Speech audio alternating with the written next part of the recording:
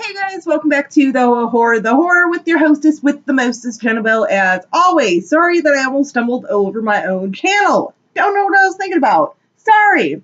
Maybe it's because, I got Shawn Michaels right here. I don't know.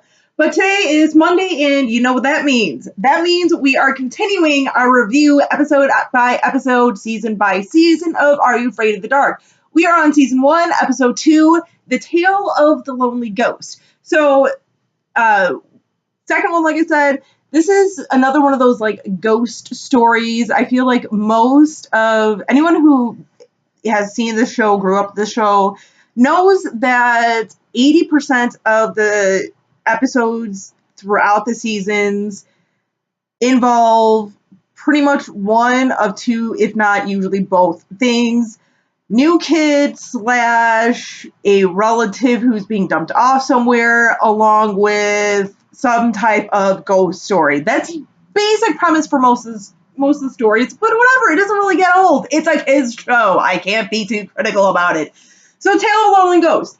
So we have Amanda, who is being dropped off by her aunt at her aunt's house, and her cousin Beth, who stayed home while her aunt, or I should say, while Beth's mother picked up Amanda. Now, Amanda's mother, or Amanda's parents, I should say, the reason why they're not with her / why Amanda is being dropped off at her aunt at Beth's house is because her parents are scientists and they're somewhere where they're doing their work and can't bring the kid. Obviously, it wasn't bring your kid to work day that day. So, but needless to say, perfect setup for our little story and everything. Amanda shows up. Beth, the two girls are totally different. Amanda's very much kind of like the nerdy girl, outside girl, bookworm type. And her cousin Beth is definitely much more of the cool girl, kind of like the queen bee, so to speak. She's the hip cousin and everything, wants nothing to do with her cousin Amanda. And, to kind of prank her, kind of give her a hard time, just to get her out of Beth's hair, her and her friends decide to tell her this story about the house next door, about this little girl and a mother who once lived there. And years and years ago when the war was going on, I'm assuming World War II or Vietnam War. I'm thinking more along the lines of World War II. I'm just saying. I'm going to guess at that.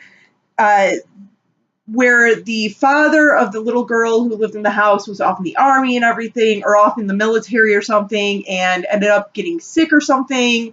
So the mom had to go to wherever to go take care of her husband, and she's going to ship the little girl to the grandmother's house. Well, of course, in the world of Are You Afraid of the Dark, girl never makes it. Grandma didn't know the girl was coming, so the girl ended up dying or something because something was chasing her, so she went back home. So, basically the story is that the house is haunted, and Beth is trying to get Amanda to get her to stay the night in the house because, that's the initiation, that's what all the girls did. But in reality, none of the girls did this. Like I said, they just kind of wanted to get Amanda sort of just out of their hair for the summer, didn't really want to hang out with her. Well, come to find out, what do you know? There's an actual little girl haunting this house. She's just, she's unrested because, she wants her mom and everything. It has some unresolved stuff, just basically, like I said, little lost love, wants her mom back and everything. Meanwhile, though, interesting little facts, her mother is actually Amanda's nanny, which, first off, Beth is 13. She's still got a nanny. Whatever, once again, it's a kid's show. I'm not going to be too overly critical about it. Whatever. So we come to find out that that's, kind of the tie-in and everything. And basically just, Amanda trying to prove to everyone, hey, this is really happening. I didn't write on the walls, help me or anything. There's a ghost in there. No one believes her, obviously, until the girls have to go and basically clean up the room. But no, it's a good story and everything. they ended up reuniting the mom, the nanny, with the little girl and everything. It's a good, fun episode. I enjoyed every time I watch it. Not necessarily one of my top 10 episodes, but definitely one of those that I really enjoy. It's a fun one. Another one of those just straight up classic ghost stories. You know, and I feel like this is a story. I don't know if this is the type of story that still is kind of told to younger kids or they read about in little scary storybooks and stuff. But I do remember reading similar stories, whether it's in Scary Stories to Tell in the Dark or anything in other books like that.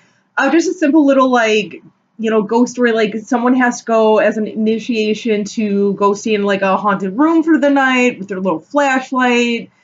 So that way the others know that they're there. I know Tales from the Crypt did a similar type of premise story, House of Horrors, which one day I will, maybe after I'm done with Are You Afraid of the Dark, I'll do that series, who knows.